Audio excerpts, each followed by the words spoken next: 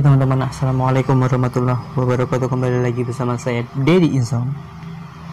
Makanya deh, ya seperti biasa jumpa lagi bersama saya ya. Ya seperti inilah penampilan saya ya ketika ingin menghibur kalian semua. Saya akan memberikan cerita-cerita edukasi yang mungkin humoris atau tidak lucu, mohon maaf. Ya, saya hanya ingin menginformasikan jika kalian penonton mempunyai cerita-cerita horor atau tetangga, keluarga, atau kalian tahu cerita-cerita horor begitu, ceritakan ke saya. Kalian bisa mengirimnya lewat DM Instagram, Facebook, atau email. Nah, nanti akan saya bacakan, dan jika kalian tidak ingin disebutkan nama atau alamat, tinggal dicantumkan dulu ya, maksudnya ditulis di chat yang lain. Jika kalian sudah mengirimkan isi chat tentang cerita horornya, kan juga bisa di bawahnya itu diseling, dikirim dulu itu cerita horornya, baru kalian ngirim satu lagi, tolong ya nama dan ini jangan ini ya, begitulah ya. Siapa tahu kan kalian punya privasi atau apa. Ya, ini namanya juga cerita-cerita horor, cerita yang biasanya tuh sensitif, soalnya ini tentang horor kuntilanak berfoundation. Kuntilanak dongeng, kuntilanak cerita, kuntilanak kuntilanak dongeng, kuntilanak cantik,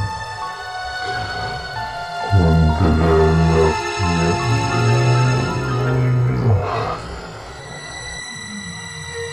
Oke, udah terlalu lama nih kayaknya aku ngomong terus gini ya. Oke, akan saya langsung mulai ceritanya ya. Cerita kali ini tentang sebuah rumah baru dari sekeluarga kecil. Saya akan mulai ceritanya. Halo, kenalin, nama saya Vina, nama samaran ya. Saya adalah seorang istri dari pengusaha toko bangunan, dan saya mempunyai satu anak yang masih berumur 5 tahun. Pada saat itu, tahun 2013, saya dan keluarga kecil saya pindah ke rumah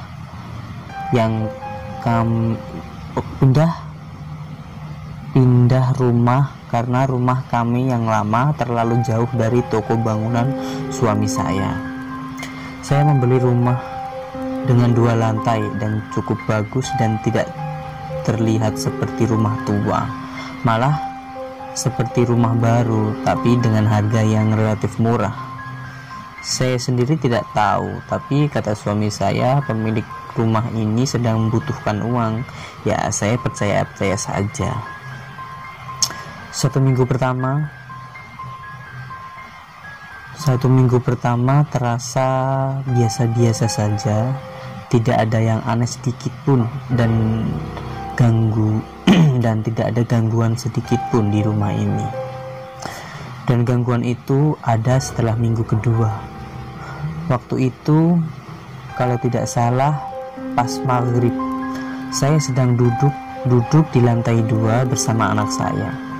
Saya sedang bermain dengan anak saya, lalu suami saya keluar dari kamar dan masuk ke kamar mandi.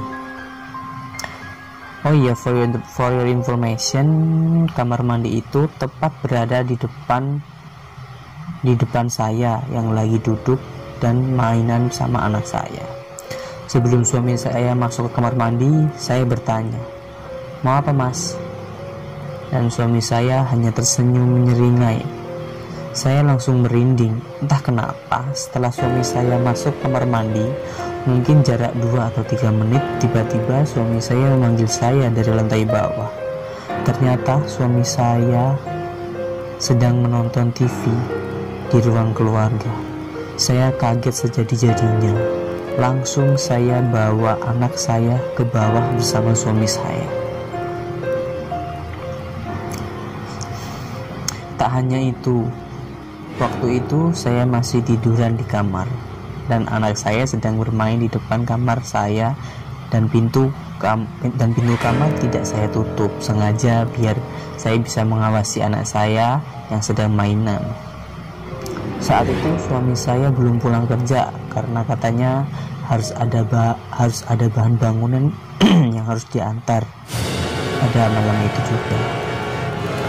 Waktu itu saya masih tiduran dan mainan HP, mendengar suara dan saya sedang tiduran dan bermain HP. Lalu tiba-tiba saya mendengar suara barang-barang yang sedang dibanting atau barang-barang yang buat mainan.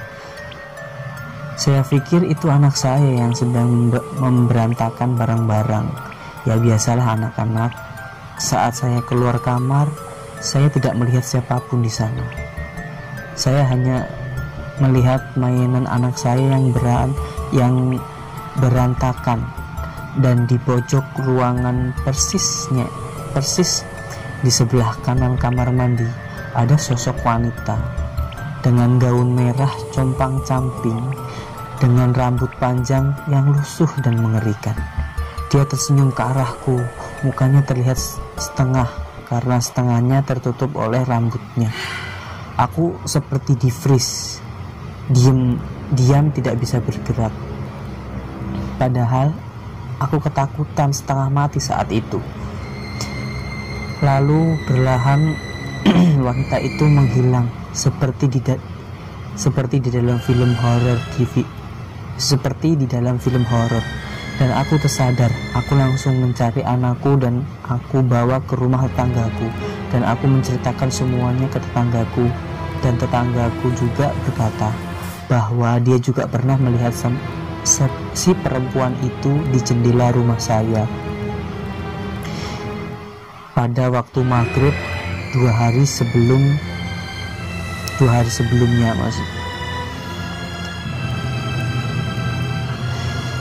Itu adalah pengalaman saya dengan rumah saya yang dulu. Lalu saya sekarang sudah pindah ke rumah yang baru. Maaf kalau ceritanya kepanjangan atau kurang jelas bahasanya. Terima kasih. Oke teman-teman, ini adalah sebuah cerita yang dari Bu Vina ya. Maksudnya ini Ibu Vina ini nama samaran ya, nama aslinya tidak saya cantumkan karena beliau tidak mau dicantumkan namanya. Jadi saya kasih nama dia Vina. Ya bukan apa-apa sih, kalau cuma dikasih inisial aja kan kurang menggigit gitu kalau saya ceritakan. Jadi saya kayak Vina. Ini rumah baru ya sering sih rumah baru. Dan kejadian pertama sih menyerupai yang makhluk halus atau setan itu menyerupai seorang yang kita kenal gitu ya. Itu kejadiannya sudah lumrah sih, tapi ya cukup mengerikan kalau untuk kita, karena yang menyerupai itu kadang tuh membuat kita shock. Kita tuh seakan-akan sedang mengobrol dengan mereka tanpa takut, dan ketika kita sadar darah kita tuh seperti naik ke ubun-ubun seperti itu. Ya inilah tentang cerita makhluk halus di rumah baru ya. Mungkin penunggu di sana atau makhluk-makhluk yang ada di sana sebelum mereka hanya memberitahu kalau dia tuh ada di sana. Say hi lah kalau bahasa keren zaman sekarang. Dan kita tahu gak sih lagu-lagu Lengser Wangi itu yang bisa katanya sih ya bisa mengundang makhluk halus. Lengser Wangi yang lengser wangi seliramu tuh mekong. Ya lagu-lagu seperti itu lah seperti ya aslinya Lengser Wangi itu bukan lagu-lagu yang seperti itu ya. Itu lagu tentang menceritakan rindu sih ya, bukan mistis itu. Jadi ya saya Saya tanya gara-gara apa ya? Gara-gara baca arti dari dalam Gulung Sirwengi itu tak menceritakan tentang kerinduan kekasih sih, bukan tentang horor atau kuntilanak. Mungkin waktu di film, kalau nggak salah film kuntilanak dulu itu kayaknya sih liriknya itu diubah, tapi ya tetap karena ada lengser wenginya. Makanya lengser wengi jadi seperti menakutkan gitu ya. Aduh, ya mungkin kalau disetel lagu Aisyah mau juga bisa. Aisyah kini ku jatuh. Mungkin ya, siapa tahu kalian nyetel lagu TikTok di tempat-tempat angker gitu kan, setan udah ngumpul gitu, entah joget TikTok apa gimana kan. Pocongnya joget TikTok kan, nggak bisa bayangkan nggak pocong kuntilanak gundurwo joget TikTok baris gitu kan. Mungkin keren sih kalau nggak dansa TikTok apa gimana gitu. Oke, udah ya, mungkin ceritanya kurang seram.